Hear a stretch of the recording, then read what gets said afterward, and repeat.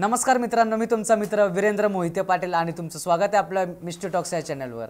तर आज आपल्या इकडे जे पाहुणे आलेले आहेत त्यांचं नाव आहे आरोही आणि ते पुण्यावरूनच आलेले आहेत। भरपूर दिवसाआधी त्यांनी गुगलचा फॉर्मही भरला होता, पण काही कारणास्तव आपल्याला ते लवकर अपडेट करता येत नाही, म्हणून त्यांनी आपल्याला इमिजिएटली कॉन्टॅक्ट व्हावा म्हणून त्यांनी आपल्याला इंस्टाग्रामला डीएम केला होता। त्याच्यामुळे कालच त्यांच्याशी बोलणं झालं आणि आज ते आपल्यासोबत आहेत। नमस्कार मॅडम। नमस्कार। काय आपलं नाव? आरोहित रोहित भोजने। बरं, कुठे राहता मॅम तुम्ही? वारजे माळवाडी। ओके, आणि मूळ गाव? रायगड महाड। ओके, आणि मग पुण्यात किती दिवसांपासून राहता तुम्ही? पुण्यात मी 2016ला आले, म्हणजे 2014 मध्ये मी शिक्षणासाठी आले आणि त्याच्यानंतर पुण्यातच आहे। 2020 मध्ये लग्न झाल्यानंतर पण पुण्यातच आहे। बरं, आता काय करता? घरीच असता की काय काम वगैरे करता? सध्या घरीच असते। पहिली मी स्टाफ नर्स आहे, आता सुट्टीवर आहे, प्रेग्नन्सी नंतर सुट्टीवर आहे। बरं, काय काय कसे तुमच्या बरोबर अनुभव घडले होते? माझा एक अनुभव आहे लॉकडाऊनमधला, जो कोरोना काळामधला 2020 मधला। 2020 मध्ये जेव्हा लॉकडाऊन झालं तेव्हा आम्ही होळीला गावी गेलो होतो। कुठलं गाव?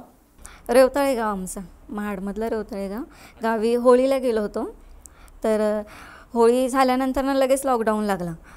मग आम्ही गावीच अडकून राहिलो होतो, पण कोरोना खूप वाढायला लागला। त्याच्यानंतर मग मे महिन्यामध्ये खूप जास्त फोन येत होते हॉस्पिटलमधून की हॉस्पिटलला या, तुम्ही ड्युटीला या, ड्युटी जॉईन करा, तुम्ही ID कार्ड वगैरे दाखवून या, तुम्हाला सोडतील लोड असल्यामुळे। तर मग मे महिन्यामध्ये 7 मेला मी माझ्या भावाला सांगितलं की तू येशील का मला सोडायला। त्याच्यामुळे मग तो आला 2 व्हीलरवरती। आम्ही ठरवलं की दुसऱ्या दिवशी जाऊ। मग 7 मेला आम्ही सकाळी पहाटे 4 वाजता निघालो पुण्याला यायला। तर पुणे भोर मार्ग बंद असल्यामुळे आम्ही माणगाव मार्गे आलो। माणगाव मार्गे येता येता आजूबाजूला होती थोडीफार माणसं होती आणि गाड्या वगैरे जास्त नव्हत्या, एखादी दुसरी गाडी असेल। किती वाजता निघाले होते तुम्ही? पहाटे 4 वाजता निघालो आम्ही। पहाटे 4 वाजता निघालो। साधारण आम्ही 5:30-5च्या दरम्यान आम्ही घाट चढायला सुरुवात केली। विळ्यापासून थोडं पुढे आलो, MIDC वगैरे सोडून वरती घाटामध्ये आलो। घाटाच्या थोडंसं आधी अलीकडे आम्हाला मला एक माणूस दिसला बाजूला। आमची गाडी चालूच होती, 40-50च्या स्पीडने असेल। बाजूला एक माणूस दिसला, त्याचे डोळे एकदम लाल लाल होते, मोठे मोठे डोळे, नाक खूप मोठं होतं, असं उंच होता खूप, आणि खूप रक्त त्याला लागलेलं दिसत होतं। ते थोडं मला असं विचित्र वाटलं, पण मी माझ्या भावाला नाही सांगितलं। असं म्हणतात ना, जे गाडी चालवत असेल त्याला सांगू नये म्हणून, मग मी त्याला नाही सांगितली ती गोष्ट। थोडं पुढे गेलो तर त्याला ससा दिसला, त्याने मला दाखवलं की नूतन हा बघ ससा म्हणून। तर मी बघितला तो ससा, तर आम्ही गेलो, आणखी पुढे गेलो। पण तुमचं नाव तर आरोही ना, मग त्यांनी नूतन कसं काय म्हणलं? नूतन माझं माहेरचं नाव। अच्छा, हां, माहेरचं नाव नूतन आहे। तर आम्ही गेलो पुढे। पोलिसांनी पण अडवलं आम्हाला महाडमध्ये वगैरे, ID कार्ड वगैरे दाखवलं तर सोडलं। त्यांनी सांगितलं भावाला माझ्या की येताना तू रिटर्न येताना डॉक्टरांकडून लेटर घेऊन ये म्हणून। मग असं विळाच्या पुढे आलो आम्ही। त्याच्यानंतर हे माणूस वगैरे दिसला, त्याच्यानंतर त्या ससा दिसला। तर थोडं मी घाबरले, मला थोडं विचित्र वाटलं, म्हणून मी देवाचं नाव घेत होते, आमच्या गावदेवीचं नामस्मरण करत होते। तर असं पुढे जाताना थोडी मला जांभळी आली, तर नामस्मरण करायचं ते राहिलं, बंद झालं। तर मला असं समोर दिसलं की कोणीतरी आमची गाडी याच्याने समोरच्या चाकाने उचलून खेचत आम्हाला घेऊन चाललंय करून। ते दिसलं, स्पीडमध्ये दिसलं मला, ते कोणीतरी माणूस आहे जो ओढत घेऊन चाललाय आम्हाला। तर ती जांभळी पण गेली आणि ते असं म्हणतात ना की अशा क्षणी काहीतरी आपल्याला विचित्र अनुभव येतात। तर ते थोडं विचित्र वाटलं। मी पटकन देवाचं नाव घेतलं, पण आमची गाडी पूर्ण खाली, आम्ही दरीमध्ये गेलो। दरीमध्ये आम्ही अर्ध्याच पडलो, देवाचं नाव घेतल्यामुळे आम्ही मागे पडलो, भाऊ आणि मी, आणि गाडी आमची पुढे गेली आणि थोडे सरपटत आम्ही पण गेलो खाली गेल्यामुळं गाडी जी अर्धीच अडकली होती ती येऊन परत पायावर पडली। माझ्या पायाला मुका मार लागल्यामुळे मला असं म्हणजे बोलता येत नव्हतं, श्वास असा अडकल्यासारखा, खूप दम लागल्यासारखं झालं। रडत होते मी, पण अश्रू येत नव्हते डोळ्यातून, एकदम शांत स्तब्ध झाल्यासारखं।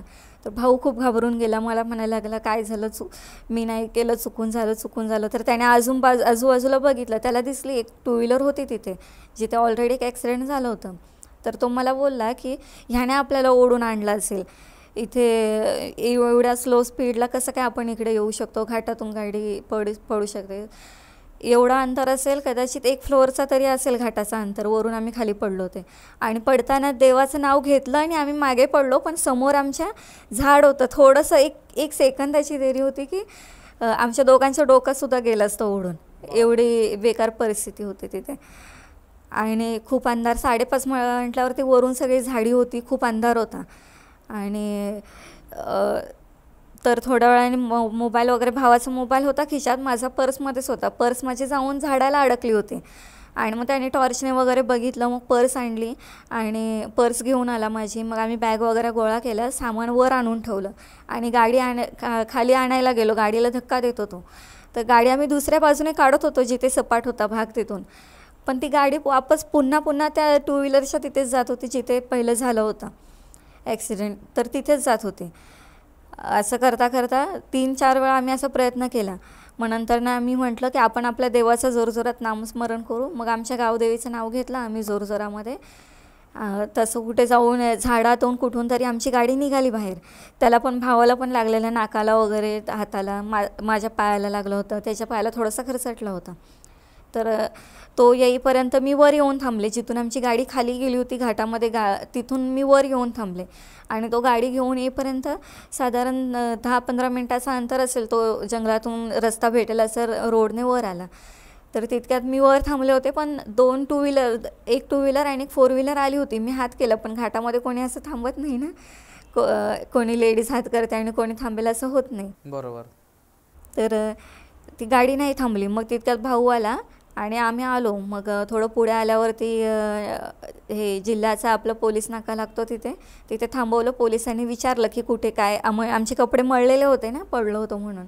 विचारलं कसे काय आलात तुम्ही. मग त्यांनी पण हेच सांगितलं की येताना लेटर घेऊन या तुम्ही, आणि सोडलं आम्हाला. घरी आलो आम्ही.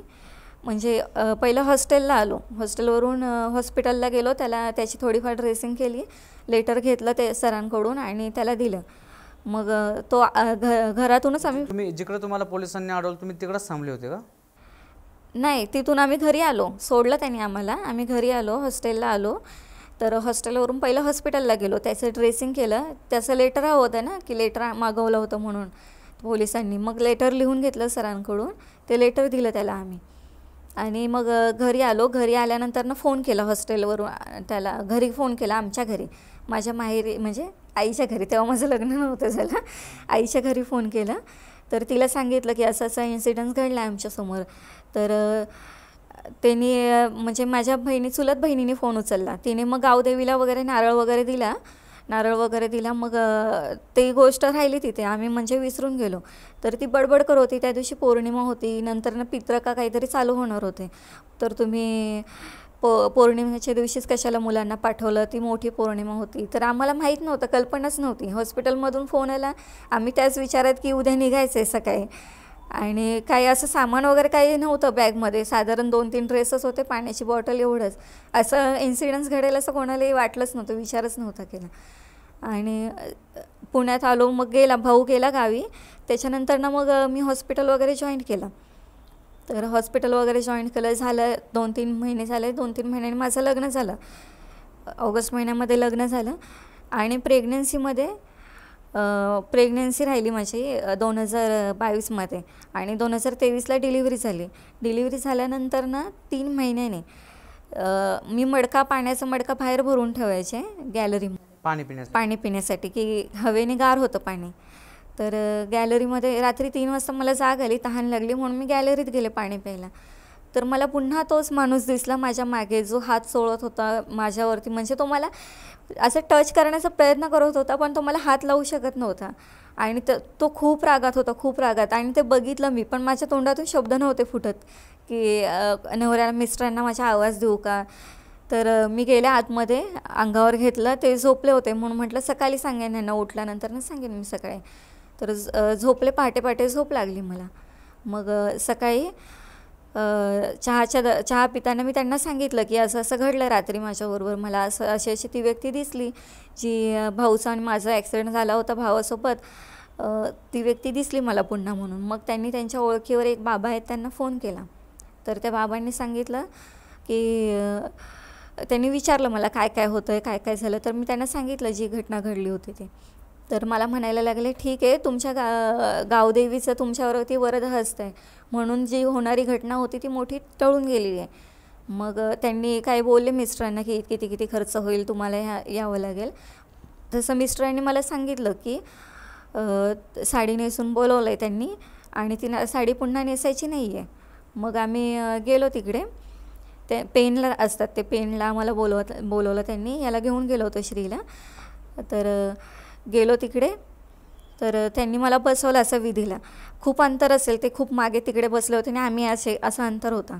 तर त्यांनी एक परात मागवली आणि परातमध्ये माझा साडीचा पदर ठेवला. तर मी ठेवला तिथे माझा साडीचा पदर, म्हणजे मी ठेवला, मला ठेवायला सांगितलं त्यांनी, तुझा साडीचा पदर त्याच्यामध्ये ठेव तू. तर मी ठेवला आणि या डाव्या बाजूला सासरे होते, उजव्या बाजूला मिस्टर होते माझे. तर ह्यांनी सांगितलं की सासऱ्यांना तुम्ही मी सांगितल्यानंतर ना साडीचा पदर कापायचा तिचा. कैची ठेवली होती तिथे त्यांनी. आणि मला सांगितलं होतं त्यांनी, तू डोळे बंद ठेव, तू डोळे उघडे ठेवशील तर तू घाबरशील. म्हणून मी डोळे बंद ठेवले होते. तर मी डोळे बंद ठेवले आणि मला वास आला, खूप घाण वास आला, इतका घाण वास आला की खूप असं म्हणजे जळल्याचा वास आला मला, की काहीतरी जळत आहे, पण असं काहीतरी सडल्यासारखं, की मांस सडलेला, खूप आपल्या जवळ काहीतरी येतं आहे, खूप घाण असं आपल्या जवळ येतं आहे असं मला जाणवलं. पण मी डोळे नाही उघडले. आणि मग ते पदरला थोडीशी आग लागली. सासरे माझे कट करत होते. तर सासरे कट करायला गेले, त्यांना कट नाही झालं. मग मिस्टरांनी माझ्या कैच्या हातातून घेऊन ते पटकन कट केलं. तर पदराला आग लागली होती. मग नंतर ते झालं त्यांचं, ते त्यांनी सर्व करून घेतलं. ते साडी वगैरे नेसली होती, ते सर्व त्यांनी ते जेवढं होतं ते 2 पिशवीमध्ये करून ते म्हणाले त्याची जी जागा आहे त्या जागेमध्ये नेऊन आपल्याला ते तिथे त्या एरियामध्ये तेवढा पुरायचं आहे. मग मला त्यांनी विचारलं की कुठे कुठे ती जागा आहे, कसं आहे वळण वगैरे.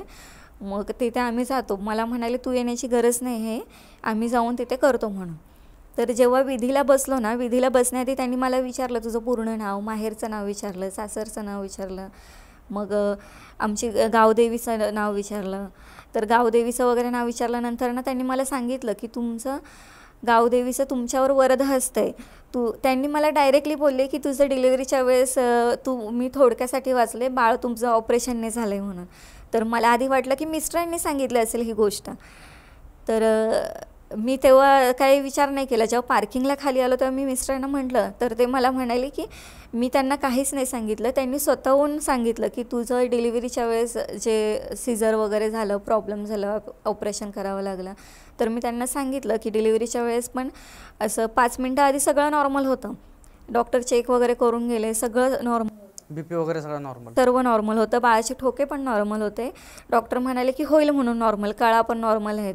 पण 5 मिनिटांनी मला हालचालच जाणवत नव्हती, बाळाची हालचाल नव्हती जाणवत, बाळाचे ठोके ऐकू येत नव्हते मशीनमध्ये. मग डॉक्टरांनी मला काही नाही सांगितलं. मला म्हणाले इमिजिएटली ऑपरेशन करावं लागेल. बाहेर जाऊन मिस्टरांना, घरच्यांना, सगळ्यांना सांगितलं की बाळाचे ठोके लागत नाही आहेत, तर आपल्याला ऑपरेशन करावं लागणार आहे लगेच, आईला वाचवू शकतो आपण. मग नंतर मला ह्यांनी सांगितलं की डॉक्टर असं असं बोलत होते करून. मी ह्यांना म्हटलं की मला तेव्हा नव्हते लागत हृदयाचे ठोके, थोडंफार घाबरल्यामुळे तसं होतं म्हणून मला वाटलं की मी घाबरले म्हणून तसं झालं असेल. पण तसं ही गोष्ट मला नंतर समजली त्या बाबांकडून, की ते बाबा माझ्या मिस्टरांना म्हणाले की तुम्ही बरं झालं वेळेमध्ये घेऊन आलात, नाहीतर त्या माणसाचा उद्देशच होता असा की ती व्यक्ती जी एक्सपायर झाली होती तिथे, ती अविवाहित होती, तिचं लग्न नव्हतं झालं आणि तिचा उद्देश असाच होता की तुमच्या बायकोला आणि तुमच्या मुलाला घेऊन जायचं, बाळाला घेऊन जायचं. तेव्हा त्याच्या जन्माच्या वेळेस ग्रह तारे पण ठीक नव्हते, खूप अडचण आली होती त्यालासुद्धा, असं म्हणाले ते. एवढं झालं. बरं, मग पुढं काय झालं? मग तुम्ही ते म्हणले ना की त्यांना तिथं ते सगळं पुरायचं होतं सगळ्या गोष्टी. हो, ते जाऊन तिकडे, ते बाबा स्वतः जाऊन तिकडे पुरून आले. त्यांनी स्वतः जाऊन पुरलं आणि मग त्याच्यानंतर ना त्या एवढ्या काळामध्ये 3-4 वर्षामध्ये जास्त त्रास एवढा नव्हता झाला. पण प्रेग्नेन्सीमध्ये एक 7वा महिना चालू असेल मला, तर मी घाबरले होते तेव्हा थोडे. मिस्टर नव्हते घरी, तर मी म्हटलं की एकटी असल्यामुळे घरामध्ये वाटली असेल भीती, म्हणून मी तो विषय सोडून दिला. पण त्याच्यानंतर ना माझी खूप चिडचिड व्हायला लागली, खूप चिडचिड व्हायची, उद्धट बोलायचे. कोणी पण थोर मोठं कोणी असेल ना, कोणी काही विचारलं तरी रागारागामध्ये उत्तर द्यायचे. माझा स्वभाव असा नाही आहे चिडचिड, लगेच मी रिस्पॉन्ड करेल कोणी काय बोललं तरी. पण असं झालं होतं त्या काळामध्ये, माझी खूप चिडचिड होत होती. आणि त्याच्यानंतर हे सर्व त्यांनी प्रोसेस केली त्या बाबांनी. त्याच्यानंतर माझी चिडचिड खूप आपोआप कमी आली, खूप कमी आली. अच्छा, मग ज्यावेळेस तुमच्या भावाचा ॲक्सिडेंट झाला त्याच्यानंतर ते तुमचं लग्न होईपर्यंत काही त्रास जाणवला नाही का त्या सगळ्या गोष्टींचा? नाही, त्याच्यामध्ये मी हॉस्पिटलमध्ये असताना ह्या गोष्टींचा झाला नाही त्रास. म्हणजे असू शकतो मेळ, काय माहीत नाही मला. पण हॉस्पिटलमध्ये आमचं लहान बाळांचं हॉस्पिटल होतं, त्याच्यामुळे पेशंट कमी होते कोरोनाचे. लहान मुलांची त्या कोरोना काळात खूप जास्त काळजी घेत होते. पेशंट कमी होते, 3-4च पेशंट असायचे. तर माझी ड्युटी होती, नाईट ड्युटी, आणि नाईट शिफ्टमध्ये 3 पेशंट होते. मला अजून पण आठवतं आहे, आमचं पूर्ण वरचा वॉर्ड खाली होता 1 महिनाभर, आणि 3 पेशंट होते. तर 3 पेशंटमध्ये एक 6 महिन्याचं बाळ असेल, एक 8 महिन्याचं, आणि एक 9 महिन्याचं. बाळ छोटे छोटेच होते. आणि कोरोना काळामध्ये पॅरेंट्ससोबत दुसरे जरी बेबी असेल तरी त्याला अलाउड नव्हते करत. त्याच्यामुळे मी जेव्हा रात्रीचं राऊंड घेऊन आले तिन्ही पेशंटच्या रूममधून, तर मी तेव्हा स्वतः पाहिलं की तिथे कोणी नव्हतं, फक्त मदर, फादर आणि बेबी होतं, एवढेच जण होते.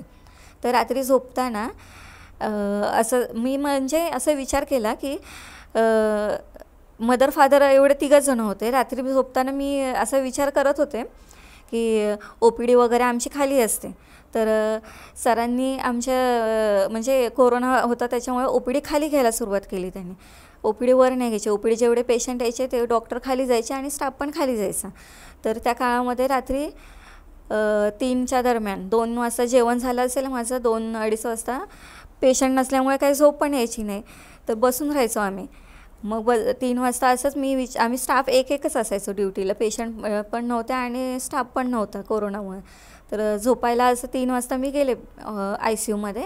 बेडवरती अशी पडले, 5च मिनटं झाली, मला झोप नव्हती लागली. मी हे केलं होतं, म्हणजे मोबाईलमध्ये थोडंसं टाईमपास करत होते. तर मोबाईल ठेवला आणि म्हटलं आता डोळे बंद करते, थोडंसं अर्धा-1 तास पडते म्हणून, पेशंट पण झोपले आहेत. तर तितक्यात मला आवाज आला, असं ICUचा आमचा गेट नॉक करण्याचा आवाज आला. आणि मला दिसत होतं समोरून कोणीतरी 9-10 वर्षाचा आहे म्हणून, मुलगा किंवा मुलगी कोणी असू शकते, असं बाळ आहे जे उठवायला आलं आहे मला करून. माझ्या डोक्यात नव्हतं की हॉस्पिटलमध्ये एवढं बाळ नाही आहे करून, कोणीच नाही आहे. मी चप्पल घातली, मोबाईल घेतला, खिशामध्ये टाकला, आणि मी दरवाजाकडे जाणार. फक्त आमच्या दोघांमध्ये एक दरवाजाच होता जो बंद होता, आणि दरवाजा उघडणार तितक्यात मला ट्यूब पेटली माझ्या डोक्यामध्ये की असं कसं होऊ शकतं की आत्ता मी राऊंड घेऊन आले 2 वाजता, कोणच नव्हतं. शिवाय OPD जरी आली तरी मेन गेट लॉक आहे, खाली सिक्युरिटी भैया आवाज देणार ना की कोणीतरी आलं आहे म्हणून पेशंट, किंवा फोन करणार फोनवरती. तर मी मग मावशींना फोन केला की तुम्ही या आत्ताच्या आता. पण मी मावशींना फोन करेपर्यंत ती आकृती गेली, तोपर्यंत गेली. आणि मग मावशी जेव्हा आल्या PICUमध्ये तेव्हा मग आम्ही दोघींनी जाऊन चेक केलं सगळीकडे, पण कुठेच नव्हतं, कोणीच नव्हतं. मग कोण होतं ते काय होतं ते नंतरनं मी असं शोध नाही घेतला. हॉस्पिटलमध्ये अशा गोष्टी होत असतात. मग कळलंच नाही का कोण होतं ते? कोण होतं ते नाही कळलं. बरं, तर हा होता तुमचा अनुभव. ह्याच्या व्यतिरिक्त अजून एक अनुभव, तो काय होता? तो असा लग्नानंतरचा होता. लग्नानंतर ना 2020मध्ये माझं लग्न झालं. 2021मध्ये माझ्या नंदेचं ओटी भरणं होतं. 14 फेब्रुवारीला तिचं ओटी भरणं होतं. तर 13 तारखेला मी 14 आणि 15 तारखेला सुट्टी टाकली होती. तर 13 तारखेला रात्री आम्ही ड्युटीवरून मी आल्यानंतर ना मिस्टर म्हणाले तिकडचा आंबेतचा पूल बंद आहे, तर आपण रात्री निघूया, आपल्याला बोटीने जायचं आहे, तर सकाळी ट्रॅफिक वगैरे होईल, आपण निघूया असं रात्री. मग घरून पण मम्मींचा फोन आला निघा म्हणून आता. तर दीर, मी आणि मिस्टर आम्ही 3 राहत होतो घरी. तर आम्ही आमच्याकडे 2 व्हीलर, दोघांच्या 2 व्हीलर घेऊन आम्ही रात्री निघालो. साधारण 9च्या दरम्यान निघालो असेल आम्ही. निघालो 9 वाजता. तर मी मिस्टरांना म्हटलं मी रात्रीचा प्रवास कधी केला नाही आहे, आणि त्या 2 व्हीलरवर एवढा लांब जायचं म्हणजे मला थोडी भीती वाटते भाऊचं आणि माझा ॲक्सिडेंट झाल्यापासून. तर ते म्हणाले काही नाही गं, चल म्हणून. तर चेतन पण आहे आपल्याबरोबर, आपण जाऊ सोबत. तर आम्ही थोडं गेलो, मुळशीच्या पुढे वगैरे गेलो, आणि जसं त्या स्पॉटच्या तिथे गेलो मग मला ते आठवलं की इथे माझ्यासोबत असं घडलं होतं. थोडंफार त्या गोष्टी लक्षातच राहतात. बरोबर. तर त्या गोष्टी आठवल्या मला, सगळ्या गोष्टी अशा आठवत होत्या. आणि आजूबाजूला अंधार सर्व, फक्त आमच्या 2च 2 व्हीलर चालू आहेत. थोडं पुढे गेलो आम्ही, तर मला जाणवलं की म्हणजे मला थोडी भीती वाटायला लागली. तर मी मिस्टरांना सांगितलं की मला थोडी भीती वाटते करून. तर दिराची गाडी पुढे होती माझ्या. तर ह्यांनी सांगितलं की चेतन तू गाडी मागे घे, आम्ही पुढे थांबतो, तू मागून ये आमच्या. तर आम्ही पुढे गेलो तर मला त्याच्या गाडीची लाईट नाही दिसली. तर मला काळजी वाटली की तो मागे नाही आहे, लाईट दिसत नाही आहे म्हणजे तो मागे नाही आहे आपल्या. तर मी ह्यांना म्हटलं की चेतन नाही आहे मागे. तर आपण थांबूया, इथे उतरूया. तर मी इथे थांबते, आपण इथे उतरूया. तर मला म्हटले की घाटामध्ये गाडी अशी थांबवत नाहीत, ते पण रात्रीचं थांबवत नाही आपण. तर इथे एक काम करतो, गाडी मी मागे घेतो म्हणून. मग आम्ही मागे घेतली. मला तेवढंच आठवतं की आम्ही गाडी मागे घेतली. त्याच्यानंतर ना डायरेक्ट दुसऱ्या दिवशी रात्री 3 वाजता जेव्हा मला उलटी झाली, तेव्हा मला आठवायला लागलं की माझं अंग पूर्ण दुखतं आहे, माझा हात फ्रॅक्चर होता, पाय सुजला होता आणि मला खूप लागलं आहे. हे मला तेव्हा समजलं की मला एवढं लागलं आहे. आणि मी त्यांना मिस्टरांना विचारते की चेतन कुठे राहिला, चेतन कुठे राहिला. तर ते मला म्हणतात की तो कधीच आला आहे, तो कधीच आला आहे. मग तेव्हा त्यांनी काय सांगितलं नाही, मला सकाळी सांगितलं की चेतन तेव्हाच आला. आणि मी त्यांना विचारलं सकाळी, तेव्हाच रात्री पण विचारलं मी त्यांना की मला एवढं कसं लागलं, एवढं लागलं आहे मला, का एवढा त्रास होतो आहे, कुठे लागलं मला, काय झालं म्हणून. मग ते मला सांगायला लागले की आपण ताईच्या ओटी भरण्याला गेलो होतो. येताना रस्त्याच्या आजूबाजूची कामं चालू होती, तर असं माल वगैरे टाकलेले, मोठे मोठे खडे वगैरे होते, वाळू वगैरे होती. तर वाळू वगैरे होती आणि ऊन खूप होतं, दुपारचा 3चा टाईम होता. तर मला म्हणतात की तुला तहान लागली आणि तू माझ्याकडे पाणी मागत होतीस की पाणी पिऊया आपण, पुढे पाणी पिऊया म्हणून.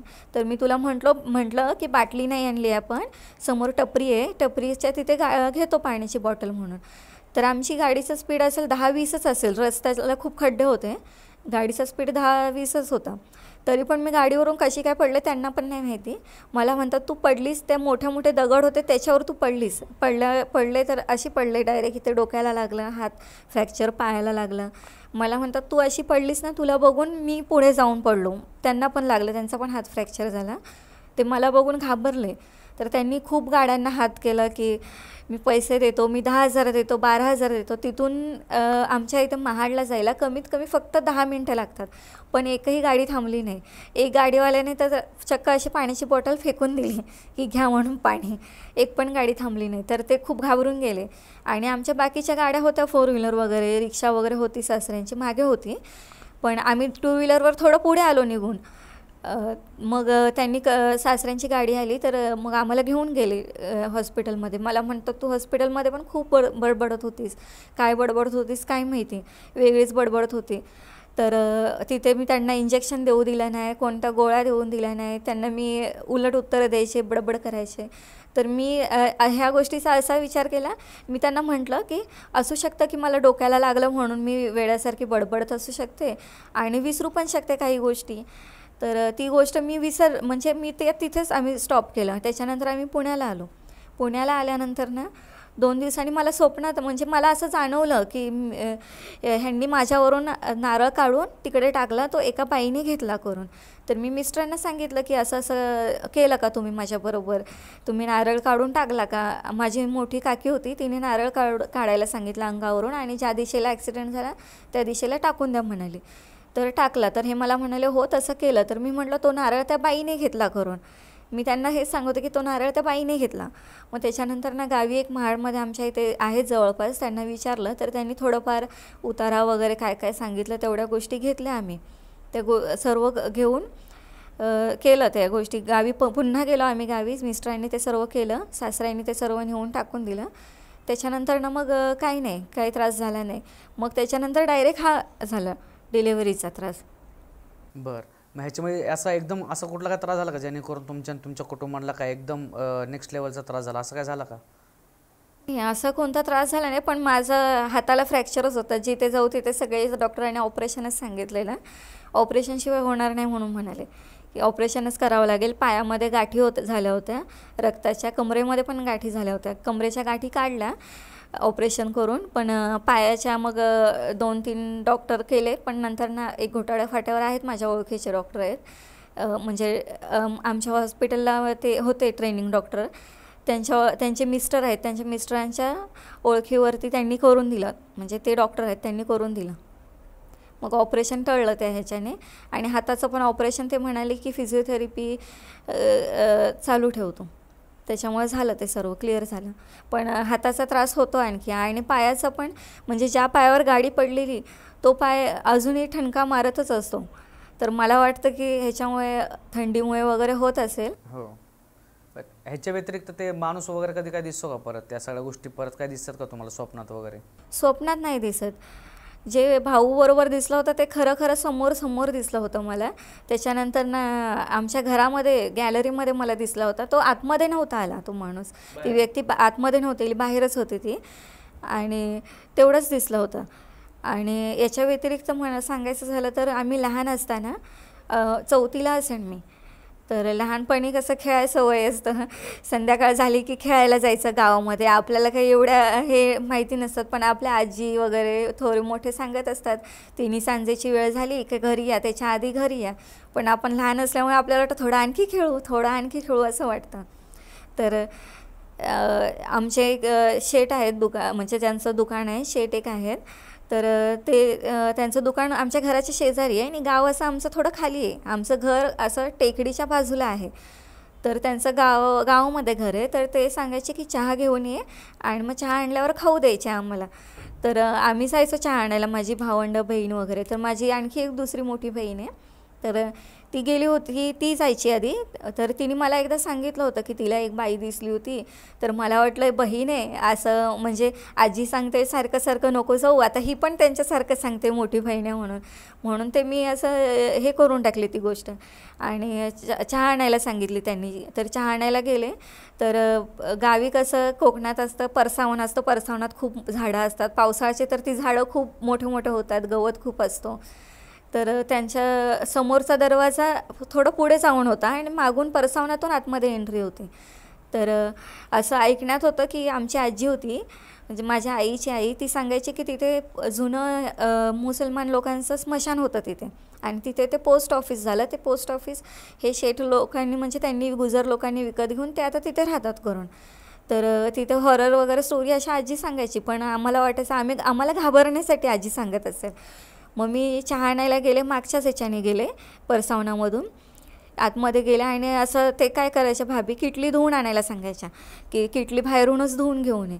तर मी 2-3 वेळा दरवाजा वाजवला तर त्यांनी उघडला नाही. तर मला वाटलं हे झोपले का काय, आजी झोपल्या असतील.